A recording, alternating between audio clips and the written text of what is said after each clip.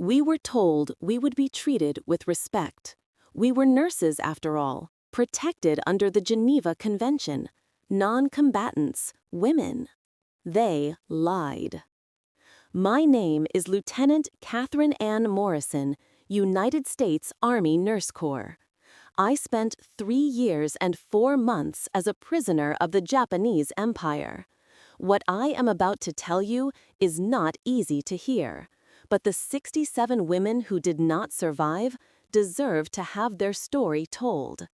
This is what happened to us. This is what we endured. This is how some of us survived.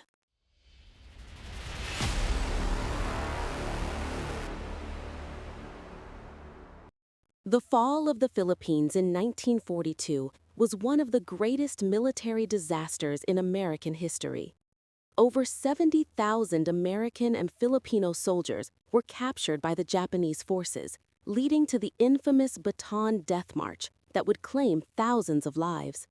But there is another story from those dark days, one that is rarely told. The story of the women who were captured alongside the men. I was 26 years old when the war began, a registered nurse from Ohio who had joined the Army Nurse Corps in 1940 because I wanted to see the world and serve my country. I got my wish, though not in the way I had imagined.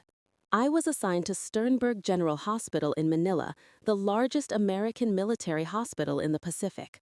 It was supposed to be a prestigious posting, a chance to advance my career while experiencing the exotic beauty of the Philippine Islands. Instead, it became the beginning of a nightmare that would consume 3 years of my life. December 8, 1941, December 7th in Hawaii, but we were across the international dateline, the news came crackling over the radio that Pearl Harbor had been attacked. Within hours, Japanese aircraft were bombing Clark Field and other American installations in the Philippines. The war had come to us, sudden and devastating, and nothing would ever be the same. The first weeks were chaos. Wounded soldiers poured into Sternberg Hospital faster than we could treat them. We worked around the clock, sleeping in snatches when we could, eating when we remembered, trying to save lives while bombs fell around us. The Japanese advanced relentlessly, pushing our forces back toward the Bataan Peninsula and the island fortress of Corregidor. Manila was declared an open city on December 26th, but the Japanese bombed it anyway. I remember standing on the hospital roof, watching the fires spread across the city, wondering if any of us would survive.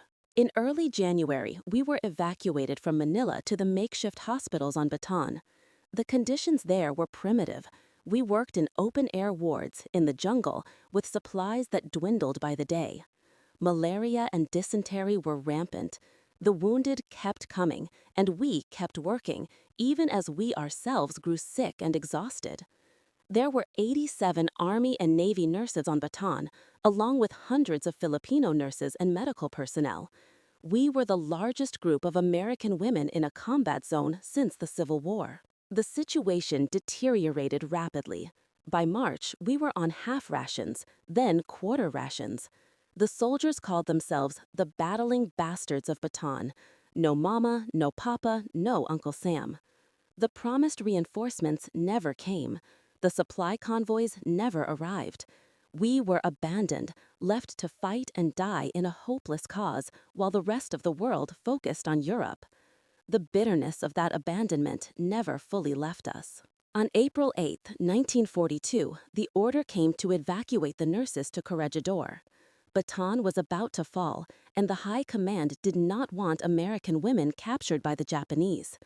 We did not want to leave our patients. Many of them would die without us, but we had no choice. We were loaded onto boats in the darkness and ferried across the 2 miles of water to the island fortress. Behind us, Bataan surrendered the next day. Over 70,000 men became prisoners of war. Corregidor held out for another month, but it was never going to survive. The island was under constant bombardment, the tunnels that served as our hospital filled with wounded and dying men. We worked in conditions that defy description. No light except flashlights, no ventilation except what the tunnel system provided, no escape from the noise and the dust and the smell of gangrene. When the Japanese finally landed on May 5th, we knew the end had come. General Wainwright surrendered the Philippines on May 6, 1942. All of us, soldiers, sailors, Marines, nurses, became prisoners of the Japanese Empire. We were told that we would be treated according to the rules of war, that our status of medical personnel would be respected. We wanted to believe it. We needed to believe it. The alternative was too terrible to contemplate. The first days of captivity were terrifying in their uncertainty. We were gathered together, the Army nurses, the Navy nurses, the civilian women who had been trapped in the Philippines when the war began, and marched to the ruins of a hospital on Corregidor. Japanese soldiers were everywhere. Some curious, some hostile, all of them armed.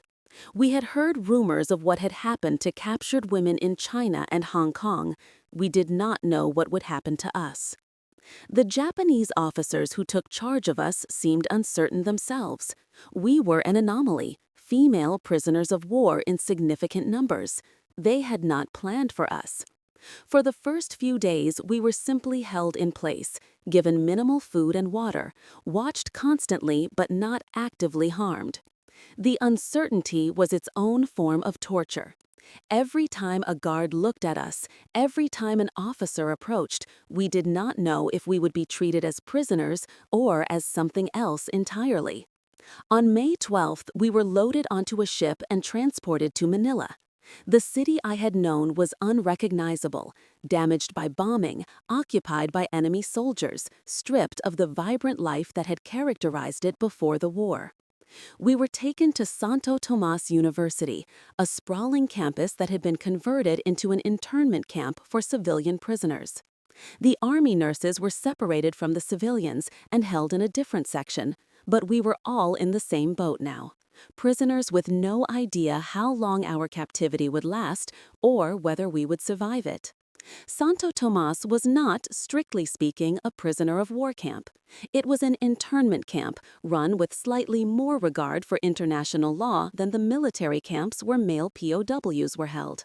But that distinction meant little in practical terms. We were confined behind walls, guarded by armed soldiers, subject to rules that changed without warning. The food was inadequate from the start and would grow worse as the years passed. The medical supplies were minimal. Privacy was non-existent. We were over 3,000 people, men, women, and children, crammed into a space designed for far fewer. The nurses were put to work almost immediately. Whatever their other failings, the Japanese recognized the value of trained medical personnel.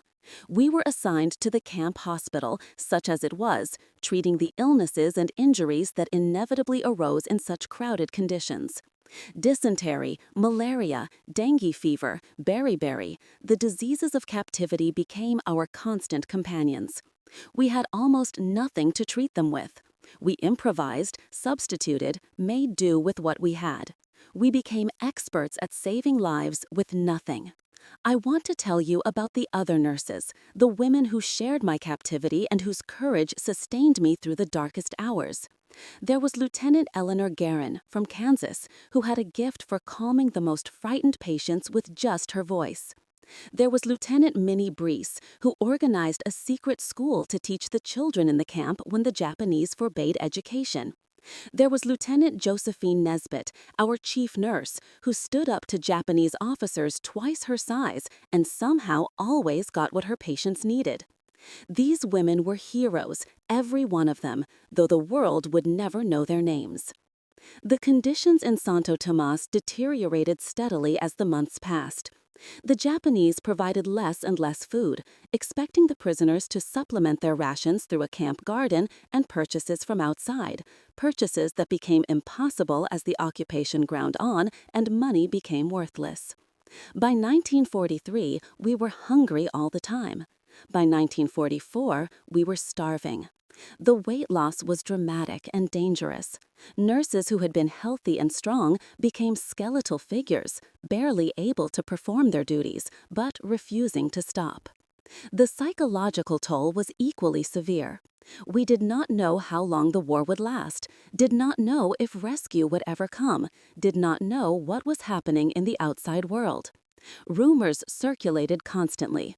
The Americans were coming. The Americans had been defeated. The war would end this year. The war would go on forever. We learned to distrust hope, because hope disappointed was worse than no hope at all. We learned to focus on the immediate moment, on the next task, on the patient in front of us, because thinking about the future was unbearable. And there was the constant grinding fear.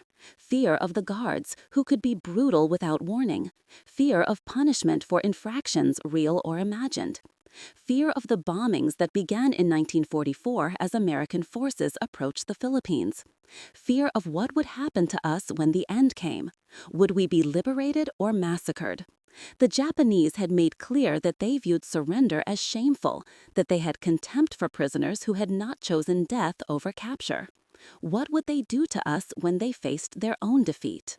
In May 1943, the Army and Navy nurses were transferred from Santo Tomas to Los Banos, a smaller internment camp about 40 miles south of Manila.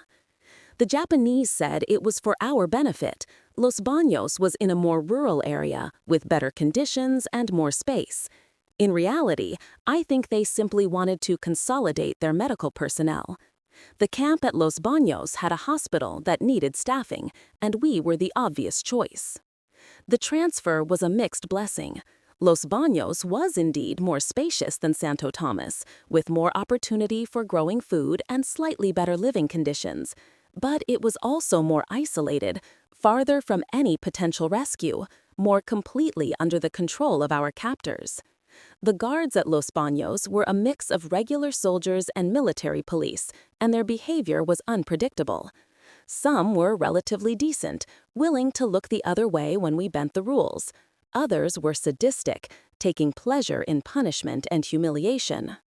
I need to speak now about the treatment we received because it is central to understanding what we endured. The Japanese military culture of that era viewed prisoners with contempt. We had surrendered rather than fighting to the death, and that made us less than human in their eyes. This contempt manifested in countless ways, large and small. The casual brutality, the deliberate degradation, the constant reminders that we were powerless and they held absolute authority over our lives. For the women, this contempt took particular forms. We were subjected to inspections that went beyond any legitimate security purpose.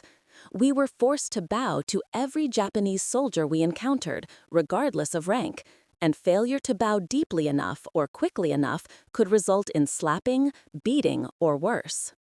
We were made to perform tasks designed to humiliate, cleaning latrines with inadequate equipment, standing at attention for hours in the sun, public punishment for minor infractions. I will not describe everything that happened. Some experiences are too personal, too painful to share even now, decades later. But I will say this. The systematic degradation of prisoners was not incidental.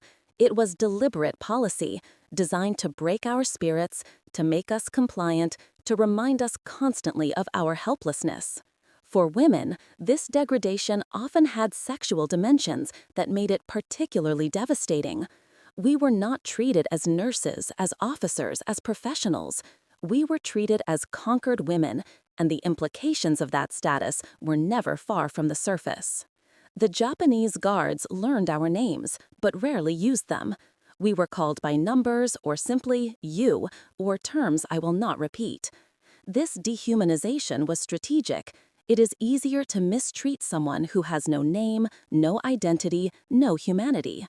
We resisted in small ways, using our own names among ourselves, maintaining our military ranks and courtesies, remembering who we were, even when our captors tried to make us forget. These small acts of resistance were crucial to our survival. They reminded us that we were still human beings, still Americans, still nurses with a duty to our patients and each other. The hunger grew worse in 1944. The Japanese supply lines were being strangled by American submarines and aircraft, and whatever food was available went to their military forces first. The prisoners received what was left over, which was increasingly nothing. Our rations were cut again and again until we were receiving perhaps 800 calories a day, not enough to sustain an adult doing physical labor, not enough to maintain health, barely enough to stay alive. The effects of starvation are insidious. First, the body consumes its fat reserves. Then it begins to break down muscle tissue. The skin becomes loose and papery, the hair falls out, wounds heal slowly or not at all. The mind becomes foggy, unable to concentrate, obsessed with food. I saw nurses who had been sharp and competent reduced to shadows of themselves, going through the motions of patient care but barely able to think. I saw patients who had survived disease and injury simply fade away because their bodies had nothing left to sustain them. We tried everything to supplement our rations. The camp garden produced some vegetables, though not nearly enough. We caught snails and insects and anything else remotely edible. We traded what few possessions we had for food until there was nothing left to trade. Some prisoners ate grass, leaves, bark, anything to fill the emptiness in their stomachs. The desperation was universal and unrelenting. And through it all, we continued to work. The hospital never closed, the patients never stopped needing care, and we never stopped providing it. I don't know where we found the strength. Perhaps it was simply that caring for others gave us a purpose, a reason to keep going when our own survival seemed pointless. Perhaps it was the military discipline that had been drilled into us, the sense of duty that transcended personal suffering. Or perhaps it was simply habit. We were nurses, and nurses cared for the sick, regardless of circumstances. The year 1944 brought both hope and terror. American forces were advancing across the Pacific, retaking the islands that had been lost in the early months of the war. We heard rumors of victories: Saipan, Guam, the Philippines themselves. In October, the Americans landed at Leyte, and suddenly, liberation seemed possible. The guards became more nervous, more unpredictable. They knew what was coming, even if they refused to admit it. The first American planes appeared over Los Banos in the autumn of 1944. We heard them before we saw them, the distinctive sound of American engines, so different from the Japanese aircraft we had grown accustomed to. We rushed outside to look, waving and cheering, tears streaming down our faces. For the first time in over 2 years, we had visible proof that we had not been forgotten, that rescue might actually come. But the planes also brought danger. The Japanese air defenses opened fire, and sometimes the American pilots could not distinguish between military targets and prison camps. Bombs fell close to Los Banos on several occasions, killing and wounding prisoners. We had to balance our joy at seeing American aircraft with the very real possibility that those aircraft might kill us. It was a cruel irony to survive years of captivity only to be killed by our own countrymen on the eve of liberation. The Japanese responded to the American advance with increased brutality. The camp commander, a man whose name I will not dignify by repeating, seemed determined to make our last months of captivity as miserable as possible. Rations were cut further until we were receiving barely 500 calories a day. Roll calls became longer and more frequent, forcing sick and starving prisoners to stand for hours in the tropical sun. Punishments became more severe, for infractions more trivial. It was as if the guards knew their authority was ending and wanted to exercise it while they still could. I witnessed things during those months that still haunt me. I saw prisoners beaten for failing to bow quickly enough. I saw sick men forced to dig trenches until they collapsed. I saw women subjected to treatment that no human being should ever experience. The veneer of civilization, always thin in the camps, stripped away entirely as the end approached. The guards were not just cruel, they were desperate, unpredictable, capable of anything. We heard rumors that the Japanese planned to execute all prisoners before the Americans arrived. These rumors were not baseless. Similar massacres had occurred at other camps, and documents recovered after the war confirmed that orders existed for the liquidation of POWs in certain circumstances. We did not know if or when such orders might be carried out at Los Banos. We only knew that every day might be our last, that liberation and annihilation were both possible, and we had no control over which would come first. The morning of February 23, 1945, began like any other. Roll call at dawn, the meager breakfast that barely qualified as food, the endless routine of camp life. But something was different. The guards seemed nervous, distracted. There were more of them than usual, and they were armed with weapons we had not seen before. We sensed that something was about to happen, but we could not guess what. At 700, the sky filled with parachutes. I will never forget that sight as long as I live. American paratroopers descending from the heavens like angels, their parachutes white against the blue morning sky. At the same moment, we heard gunfire from the perimeter, Filipino guerrillas and American infantry attacking the guard towers and the main gate.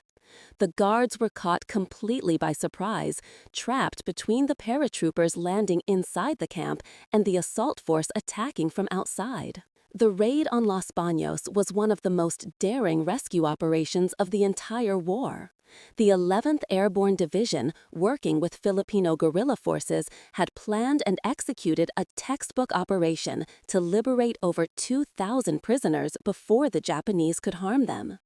The timing was precise, the coordination flawless. Within hours, every guard was dead or captured, and we were free. I remember running toward the paratroopers, screaming, crying, unable to believe it was real. I remember an American soldier. He looked so young, so healthy, so impossibly well fed, catching me as I stumbled and saying, "It's okay, ma'am. You're safe now. We've got you." I remember collapsing in his arms and weeping like a child, all the fear and pain and hopelessness of 3 years pouring out in a flood of tears. We were evacuated across Laguna de Bay in amphibious vehicles, then transported to American-held territory. The feeling of crossing from Japanese control to American control was indescribable, like waking from a nightmare, like being reborn, like returning from the dead. We were skeletons, most of us, weighing half or less of what we had weighed before captivity. We were sick and traumatized and barely able to function, but we were alive. We were free. Liberation was not the end of our ordeal. In many ways, it was the beginning of a new struggle, the struggle to recover from what had been done to us, to rebuild our bodies and minds, to return to a world that had moved on without us. The first weeks after liberation were spent in hospitals, being treated for the diseases and malnutrition that had ravaged our bodies. I weighed 87 pounds when I was rescued. I had weighed 135 before the war. My teeth were loose from scurvy. My vision was damaged from vitamin deficiency. My hair had fallen out in patches. I looked in a mirror and did not recognize the skeletal figure staring back at me. The physical recovery was slow but straightforward. Proper nutrition, medical care, rest, these things could repair the damage of starvation. Within a few months, I had regained most of my weight. My hair grew back, my teeth stabilized, my body, remarkably resilient, healed itself. The psychological recovery was far more difficult. We had experienced things that most people could not imagine, had been subjected to treatment that violated every principle of human dignity. We carried those experiences with us, embedded in our memories, impossible to escape. The nightmares began almost immediately. Dreams of guards and roll calls and starvation, dreams of punishments and degradation, dreams of the fear that had been our constant companion for 3 years. And there was another burden we carried, the burden of silence. When we returned to America, we were told not to talk about what had happened to us. The military was concerned about morale, about public reaction, about the ongoing war with Japan. We were debriefed, of course.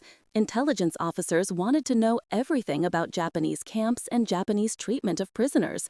But we were also instructed to keep our experiences private, to focus on the future rather than the past, to be grateful for our survival and not dwell on what we had endured. This silence was devastating. We needed to talk about what had happened, needed to process our experiences, needed to share our burden with others who might understand. Instead, we were expected to simply move on, to resume normal lives as if nothing had happened, to bury our trauma beneath a facade of normalcy. Many of us did just that, suppressing our memories for years or decades, never speaking of our captivity even to our closest family members. I returned to nursing after the war. It was the only thing I knew how to do, and I found comfort in the familiar routines of patient care. But I was not the same person who had sailed for the Philippines in 1941. I was harder, more guarded, less able to form close connections with others. I startled at sudden noises. I could not tolerate waste of any kind, food especially, but also time, resources, anything.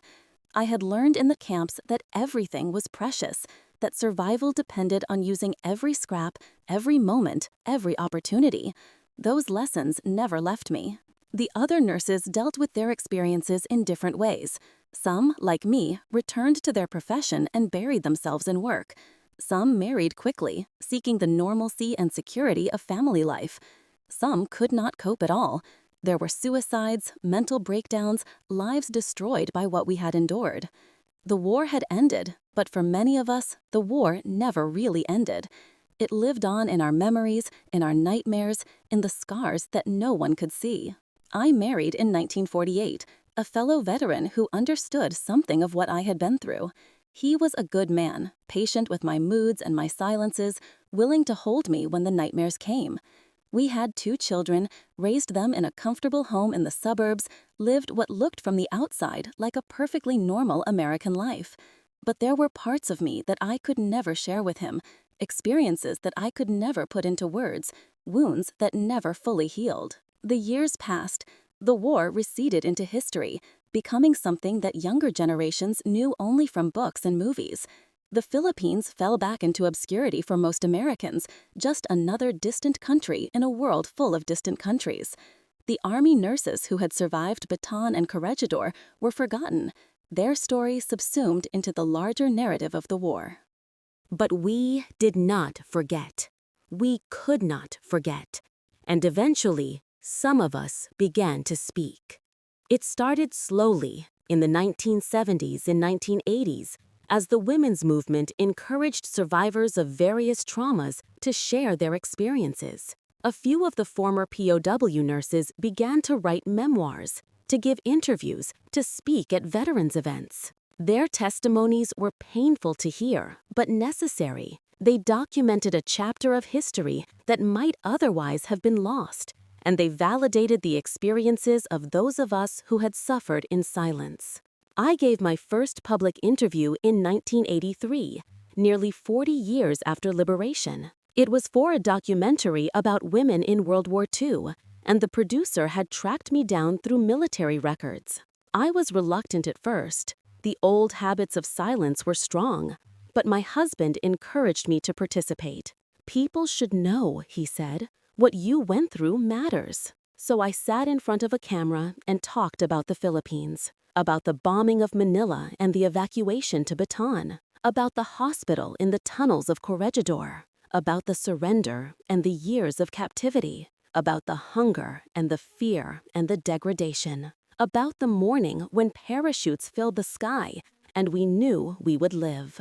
I wept during the interview more than once. The memories that I had suppressed for so long came flooding back, as vivid and painful as the day they were formed. But there was also relief in the telling, a lifting of a burden I had not fully realized I was carrying. For the first time, I was acknowledged, not as a victim, but as a survivor. My experience mattered. My story deserved to be heard. The documentary aired in 1984, and I received letters from all over the country. Other survivors, thanking me for speaking out. Family members of nurses who had died, grateful to learn more about their loved ones' experiences. Young women who had never known that American nurses served in combat zones, let alone that they had been captured and imprisoned. I realized that our silence had not protected us. It had only ensured that our suffering remained invisible. In the years that followed, I became an advocate for the recognition of women veterans. I testified before Congress about the treatment of POWs. I participated in ceremonies honoring the nurses of Bataan and Corregidor. I told our story to anyone who would listen, because our story mattered, and because the women who did not survive deserved to be remembered. 16 nurses died during our captivity, some from disease, some from malnutrition, some from the simple exhaustion of trying to survive in impossible conditions. Their names are inscribed on memorials now, but for decades, they were forgotten. They were not combat casualties, not listed among the fallen, not honored as the heroes they were. They simply disappeared, their deaths unmarked and unmourned, except by those of us who had known them. I think about them often, those 16 women. I think about the patients they cared for, the lives they saved, the courage they showed in the face of unimaginable adversity. I think about the families they never had, the careers they never pursued, the lives they never lived. They died so far from home, in conditions no one should have to endure, and for years no one even knew their names. This memoir is for them. This testimony is for them. Every word I speak is an attempt to honor their memory, to ensure that their sacrifice was not in vain, to make certain that the world knows what happened to the women of Bataan and Corregidor. We were nurses. We were officers. We were American women who served our country in its hour of greatest need. We did not ask to become prisoners, did not choose to endure what we endured. But when captivity came, we faced it with courage and dignity and an unbreakable determination to survive. I want to tell you about some specific individuals, because it is individuals who make history, and it is individuals who deserve to be remembered. There was Lieutenant Earlene Allen from Texas, who organized a secret communication system in the camps, allowing us to share information and support each other without the guards' knowledge. She was fearless in her defiance, always pushing the boundaries of what we could get away with, always ready to take risks for the benefit of her fellow prisoners. She survived the war, but never fully recovered from the damage to her health. She died in 1952, at the age of 34, from complications related to her captivity. There was Lieutenant Bertha Dworsky, a tiny woman with an enormous spirit, who stood up to a Japanese officer twice her size when he tried to take medical supplies meant for prisoners. She argued with him for an hour, refusing to back down, until finally he walked away in disgust. We kept the supplies, and they saved several lives. Bertha was beaten for her defiance, badly beaten, her face swollen for weeks, but she never regretted it. Those supplies were for our patients, she told me. I wasn't going to let him take them. There was Lieutenant Rita Palmer, who discovered that she could bribe certain guards with cigarettes, and used this knowledge to smuggle extra food and medicine into the camp.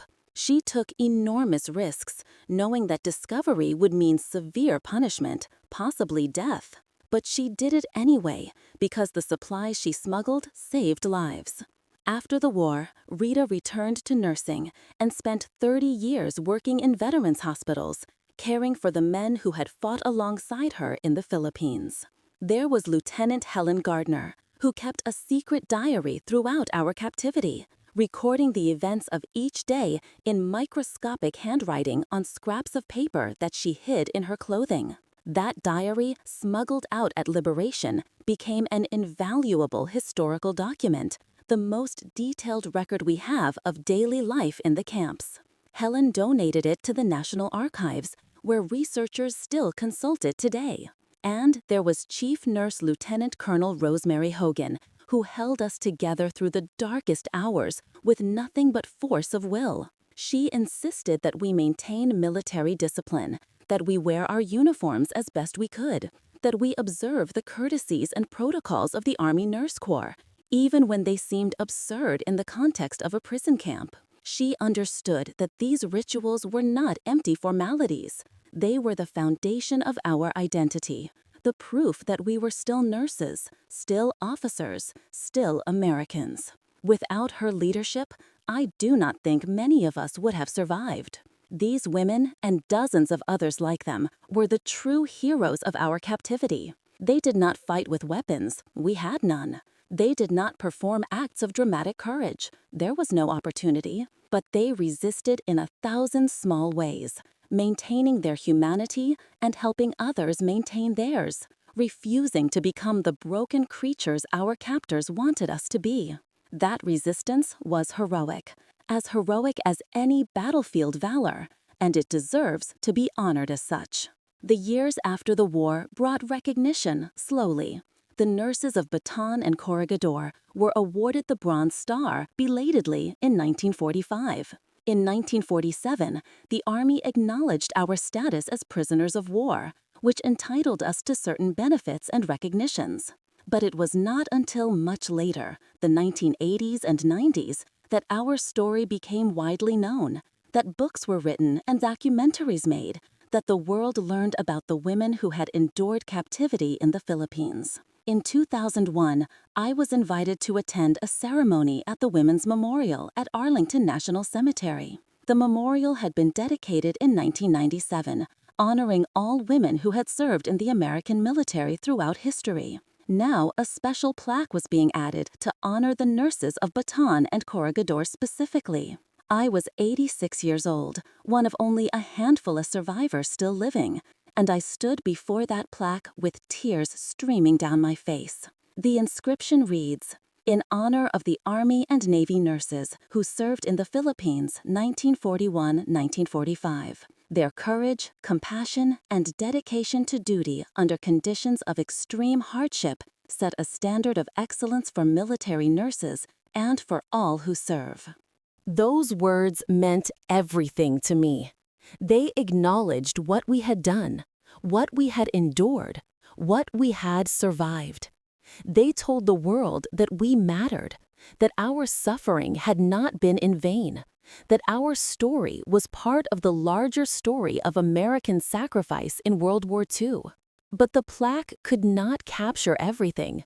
No monument ever can. The daily reality of captivity, the fear, the hunger, the degradation, cannot be conveyed in bronze or stone. Only the survivors can truly testify to what it was like, and our numbers diminish with each passing year. Soon there will be none of us left, and the camps will pass from living memory into history. That is why I am telling this story now while I still can. That is why I have spent my final years speaking and writing and remembering, even when the memories are painful, even when I would rather forget. The dead cannot speak for themselves. Someone must speak for them, and I am one of the last who can. I want to talk about what captivity taught me, because it taught me things that I could not have learned any other way. It taught me that human beings are capable of surviving almost anything. I would not have believed it before the war. If someone had told me that I could endure 3 years of imprisonment, starvation, and mistreatment and emerge alive, I would have said it was impossible. But the human body is remarkably resilient, and the human spirit even more so. We survived because we had no choice but to survive, because giving up was not an option, because something in us refused to die, even when death would have been easier. It taught me that small things matter enormously. A kind word from a fellow prisoner, a slightly larger portion of rice, a few minutes of rest. These things could mean the difference between hope and despair, between survival and giving up. We learned to treasure the small kindnesses, to offer them whenever we could, to recognize that in a world of great suffering, small acts of compassion were all we had. It taught me that dignity can be maintained even in the most degrading circumstances. The Japanese tried to strip us of our humanity, to reduce us to animals who thought of nothing but food and survival. They failed. We remained nurses, remained officers, remained women with values and principles and identities that transcended our captivity. They could control our bodies, but they could not control our souls. And it taught me that hatred is a poison that destroys the hater more than the hated. I could have spent my life hating the Japanese, nursing my grievances, dwelling on my suffering. Some survivors did exactly that, and their bitterness consumed them. I chose a different path. I chose to focus on healing, on living, on making whatever remained of my life meaningful. I did not forgive what had been done to me.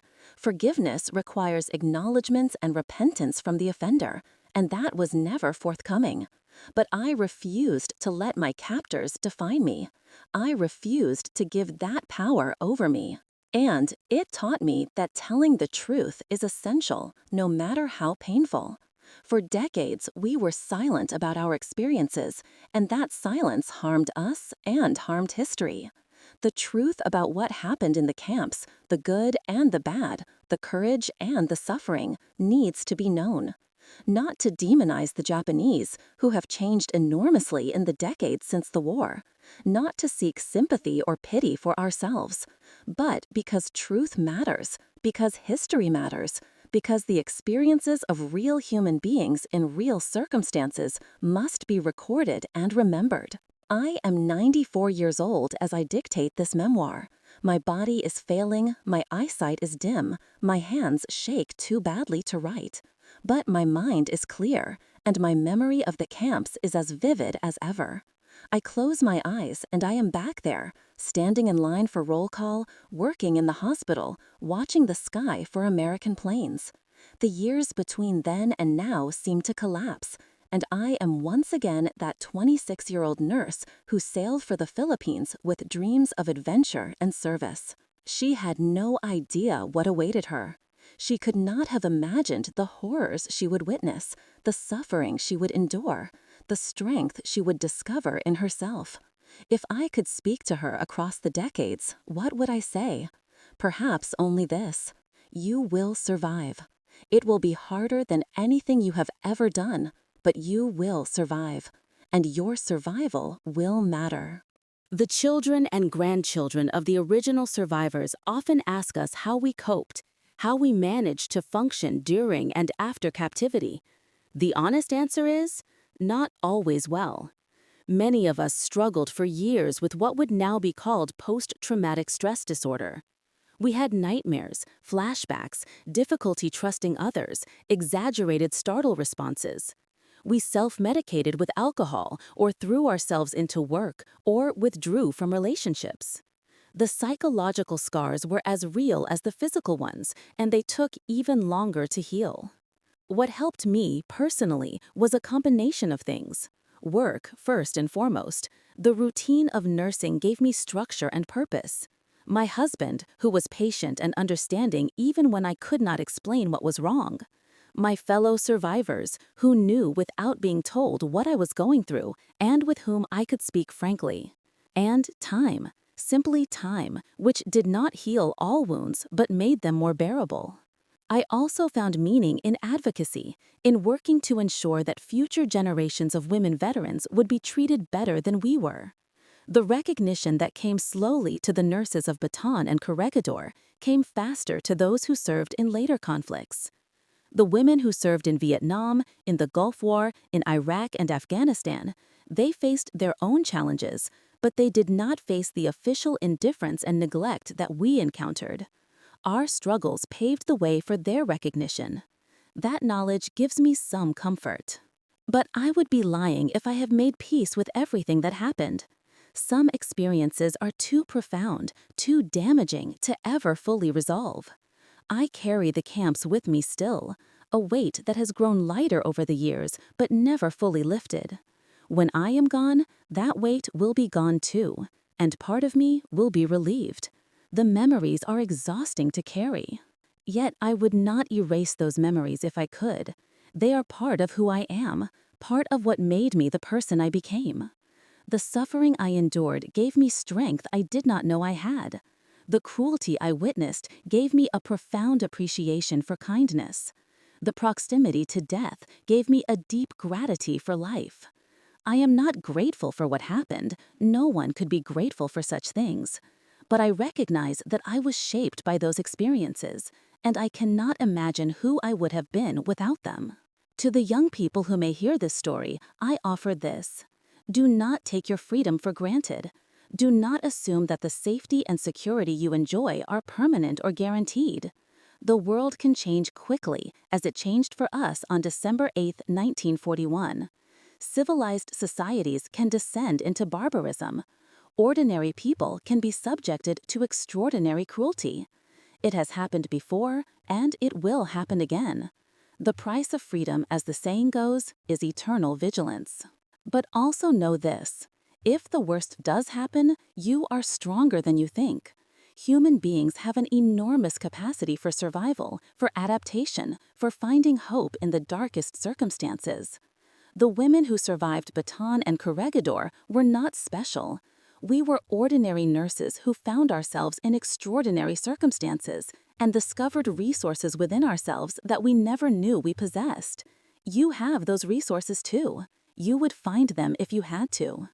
And remember the power of solidarity, of community, of supporting one another through hardship. We survived the camps not as individuals, but as a group. We drew strength from each other, cared for each other, kept each other alive through the darkest hours. No one survives alone. We are social creatures who need connection and support, especially in times of crisis. The bonds we formed in captivity, bonds forged in suffering, were the strongest of my life. I have been asked whether I would do it again, knowing what awaited me. The question is almost meaningless. None of us knew what was coming, and if we had known, the knowledge would not have changed our duty. We were nurses. We went where we were needed. That is what nurses do. But I can say this: I am proud of my service. Proud of what we did in the hospitals of Manila and Bataan and Corregidor. Proud of how we conducted ourselves during captivity. Proud of the lives we saved and the comfort we provided and the dignity we maintained. I was a United States Army nurse, and I fulfilled my duty under circumstances that tested every fiber of my being.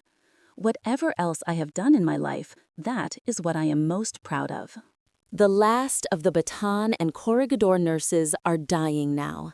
Of the original 87 Army and Navy nurses who served in the Philippines, fewer than a handful remain.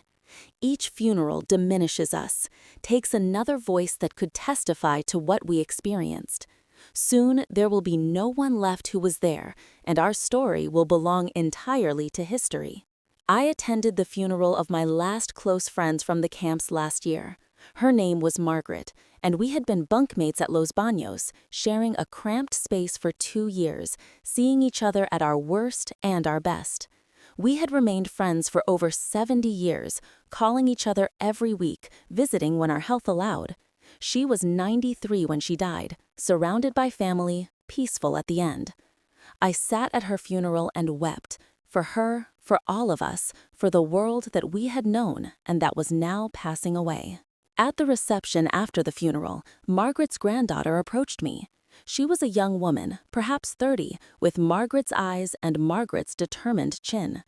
"My grandmother talked about you," she said. "She said you were the bravest woman she ever knew." I did not feel brave. I never felt brave. I felt scared and hungry and desperate, just trying to survive one more day. But I understood what Margaret meant. Bravery is not the absence of fear. It is the decision to keep going despite fear. By that definition, we were all brave, every one of us who survived those camps. We were terrified, and we kept going anyway. That is the only kind of bravery there is. Margaret's granddaughter told me that she was studying nursing, inspired by her grandmother's example. The legacy continues, passed down through generations. The women of Bataan and Corregidor are gone, or nearly gone, but the profession we honored lives on, and the values we embodied, courage, compassion, dedication to duty, are still taught to young nurses today. That is perhaps the greatest monument we could have, greater than any plaque or memorial. The knowledge that we inspired others to follow in our footsteps. I want to close this memoir with a message to those future nurses and to everyone who serves others in times of crisis. Whether you are a nurse or a doctor, a firefighter or a soldier, a teacher or a social worker, anyone who puts the needs of others above their own safety and comfort, know that your service matters. It may not be recognized, it may not be rewarded. It may cost you more than you can imagine, but it matters. When the bombs were falling on Manila, we did not run. We stayed with our patients. When Bataan was collapsing, we kept working until ordered to evacuate. When the Japanese came, we continued to provide care to anyone who needed it, prisoner or guard, American or Filipino. That is what nurses do. That is what all caregivers do. We put our patients first, always, regardless of the cost to ourselves. I have lived a long life, longer than I ever expected when I was starting in Los Banos. I have seen the world change in ways I never could have imagined. The Japan that held me prisoner is now one of America's closest allies.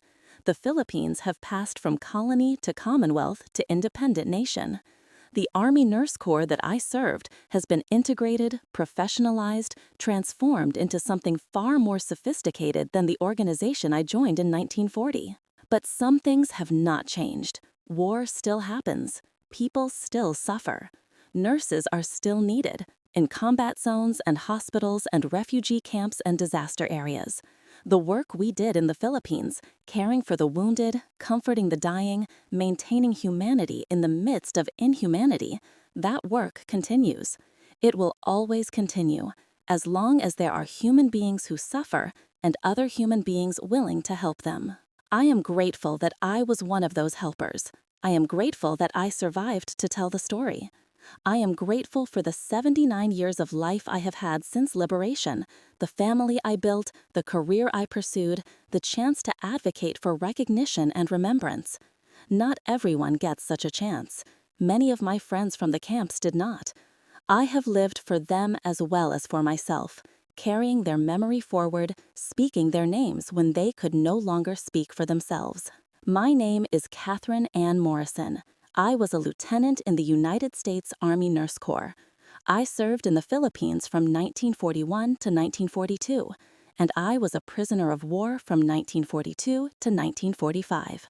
I survived. This is my testimony. This is my truth. I offer it to history, to future generations, to anyone who wants to understand what it was like to be a woman prisoner in the Pacific War. Remember us. Remember the nurses who served on Bataan and Corregidor. Remember the women who endured captivity and the women who died in captivity. Remember our courage and our suffering and our unbreakable will to survive. And remember that we were human beings, not symbols or statistics or abstract historical figures. We were young women who laughed and cried and dreamed of going home. We were scared and hungry and sometimes hopeless. We made mistakes and had weaknesses and were not always at our best. But we did our duty as best we could under circumstances that tested every limit of human endurance.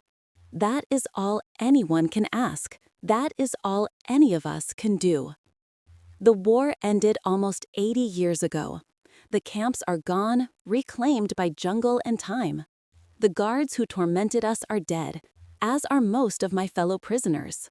Soon I will join them, and the last living link to those years will be severed.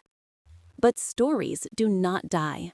Memories, passed from person to person, generation to generation, live on after those who made them are gone. I have told my story to my children and grandchildren. I have told it to historians and documentarians. I have told it to thousands of people through speeches and interviews, and now this memoir. The story will outlive me. It will be heard by people not yet born in a future I cannot imagine. That is enough. That is more than enough. The women of Bataan and Corregidor asked for no memorial except the truth. The truth has been told. Our story is part of the historical record, permanent and indestructible. We served, we suffered, we survived, we remembered. Now it is your turn to remember us. With hope for a more peaceful world, Lieutenant Catherine Ann Morrison, United States Army Nurse Corps, retired. Prisoner of War 1942 to 1945. Survivor. Written 2019. For the women who did not come home. Addendum. Additional reflections. In the years since I first began sharing my story, I have been asked many questions by students, historians, and ordinary people who want to understand what we experienced. Some of these questions are difficult to answer, not because I lack the words, but because the experiences themselves resist easy explanation. How do you describe hunger to someone who has never truly been hungry? How do you convey fear to someone who has always been safe? How do you explain the slow erosion of dignity to someone who has never had their humanity questioned? But I try. I try because the questions matter, because the asking represents a genuine desire to understand, because understanding is the first step toward ensuring that such things never happen again. One question I am often asked is whether I hate the Japanese. The answer is complicated. During the war, during captivity, I hated them with an intensity that frightened me. The guards who tormented us, the officers who denied us food and medicine, the system that treated us as subhuman. I hated all of it with every fiber of my being. That hatred kept me alive in a way. It gave me something to focus on, something to resist, something to survive against. But hatred is corrosive. It eats away at you from the inside. After the war, I realized that I could not carry that hatred forever without destroying myself. So I made a conscious decision to let it go. Not to forgive exactly, because forgiveness implies a relationship that was never offered, but to release. To stop allowing my captors to control my emotions decades after they had lost control of my body. This was not easy. It took years of conscious effort. Even now, there are moments when the old hatred flares up, when I see images from the camps, when I remember specific incidents, when the nightmares come. But I refuse to let that hatred define me. I am more than what was done to me. I am more than a victim. Another question I am asked is whether I have met any former Japanese soldiers. The answer is yes. Once, at an academic conference in the 1990s. He was an old man by then, frail and soft-spoken, a former army officer who had served in the Philippines, though not at any of the camps where I was held.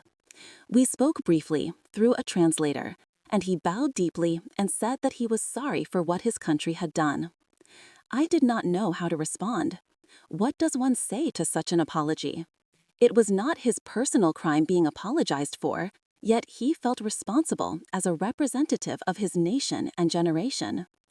I told him that I accepted his words, that I hoped our countries would never be enemies again, that the future mattered more than the past. He bowed again, and we parted. I do not know if the exchange brought him any peace. I know it brought me a strange kind of closure, the acknowledgement from someone on the other side that what had happened was wrong.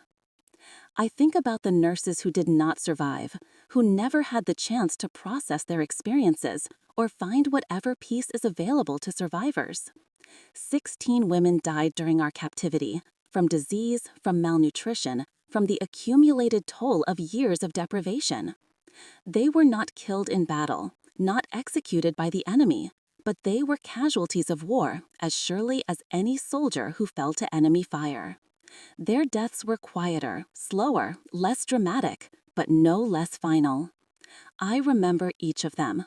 I carry their names with me, speak them aloud on the anniversaries of their deaths, visit their graves when I can. They were my colleagues, my friends, my sisters in suffering. They deserved to live, to come home, to have the futures that were stolen from them. Instead, they lie in military cemeteries scattered across the Pacific, far from the homes and families they left behind. The youngest was 22. She had been a nurse for less than a year when the war began, fresh out of training, eager to serve.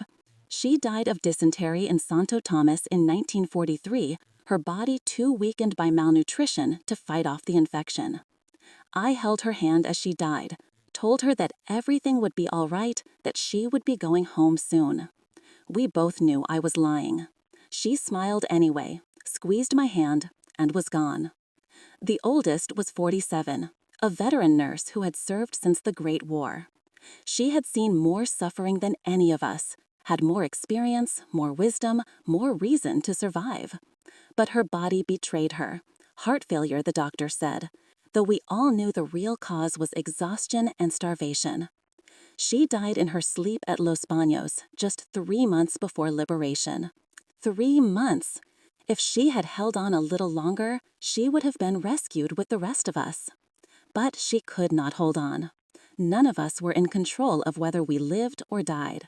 We simply endured until we could not endure any longer. I dream about them sometimes, my dead friends. In the dreams, they are young and healthy, the way they were before the war. We are back in Manila before the Japanese came, laughing and talking and making plans for the future. Then I wake up, and the grief hits me fresh, as if they had just died, even though it has been decades. The grief never fully goes away. You learn to live with it, to carry it, to make room for it in your life. But it is always there, a weight that you cannot set down. Survivors carry their dead with them, forever. That is the price of survival. I want to say something about the Filipino people, because they were central to our survival, and they are often overlooked in the histories of the war. The Philippines was not just a battlefield. It was home to millions of people who suffered enormously under Japanese occupation. The Filipinos who worked in the camps, who were imprisoned alongside us, who risked their lives to bring us extra food and information, they were heroes whose courage matched or exceeded our own. There was a Filipina nurse named Maria who worked in the hospital at Santo Tomas. She was not a prisoner herself, but she chose to stay and help us, even though she could have escaped to the countryside where she would have been safer. She smuggled medicine to us hidden in her clothing, risked execution to bring us news of the war, comforted us when the Japanese were not watching. Without Maria and others like her, many more of us would have died. The Filipino guerrillas who helped liberate Los Banos were equally heroic. They provided intelligence on the camp layout and guard positions, guided the American paratroopers to the landing zones, attacked the guard towers in coordination with the airborne assault. The liberation was a joint operation, American and Filipino together, and both nations deserve credit for its success. After the war, I returned to the Philippines once, in 1995, for the 50th anniversary of liberation. It was strange to walk the streets of Manila, now rebuilt and modernized, remembering the ruins we had fled through in 1942. I visited the site of Santo Tomas, now restored to its original function as a university. I traveled to Los Banos, where the camp had been, and found only fields and forest. The jungle had reclaimed everything. But the memories remained. Standing on that ground, I could see the barracks and the guard towers, could hear the roll call bells and I want to speak about the medical work we did during captivity, because it was the center of our existence and the primary means by which we maintained our sense of purpose and identity. When we arrived at Santo Tomas, the camp had no functioning hospital. There were thousands of internees, men, women, children, and no systematic medical care. The Japanese had provided almost nothing, a few bandages, some aspirin, and that was all. Diseases that would have been easily treatable in normal circumstances, dysentery, malaria, tropical infections, became death sentences. We changed that as best we could. We organized a hospital from nothing, using whatever space and materials we could scrounge. We trained civilian volunteers to assist us, multiplying our capacity. We established protocols for hygiene, sanitation, and disease prevention that saved countless lives. We turned our nursing skills to improvisation, finding substitutes for medicines we did not have, creating treatments from local plants, and whatever supplies we could barter or steal. The work was exhausting and heartbreaking. We lost patients we should have been able to save, watched people die for want of medicine that existed in abundance outside the camp walls. We worked ourselves to the point of collapse, driven by the knowledge that every hour we rested was an hour when someone might die who could have been saved. But the work also sustained us.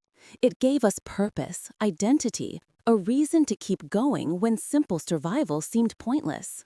We were nurses. That was who we were, what we did, the core of our identity. As long as we were nursing, we were still ourselves. The Japanese could take almost everything from us, but they could not take that. I remember one patient in particular, a young American businessman who had been trapped in Manila when the war began. He had contracted tuberculosis in the camp, and by the time he reached our hospital, his lungs were destroyed. We had no antibiotics, no way to treat the disease. All we could do was keep him comfortable and wait for the end. He knew he was dying, we both knew, but he never complained, never expressed bitterness or self-pity. Instead, he spent his last weeks writing letters to his family back home, letters that he knew might never be delivered, but that he needed to write anyway. I helped him when his hands became too weak to hold the pen, transcribing his words as he dictated them. The letters were full of love and hope. He wrote to his wife about the life they would have had together, the children they might have raised, the future that was being taken from him. He wrote to his parents, thanking them for raising him, asking their forgiveness for the grandchildren they would never have. He wrote to siblings and friends, sharing memories and inside jokes that meant nothing to me, but clearly meant everything to him.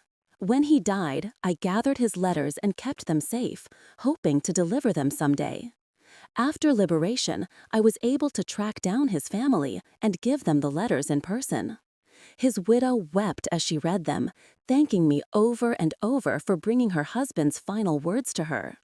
It was one of the few moments when I felt that my survival had been worth something, that I had been able to do some small good in a world of overwhelming evil.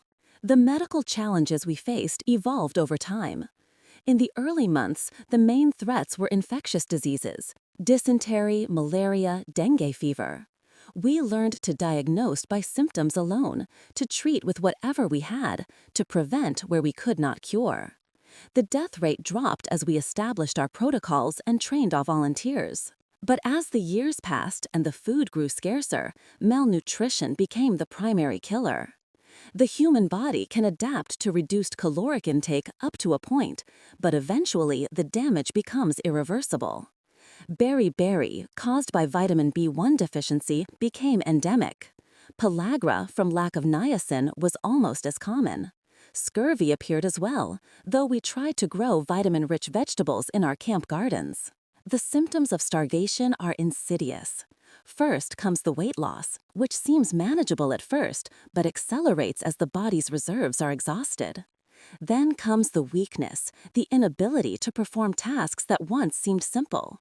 Then the mental changes, confusion, irritability, difficulty concentrating.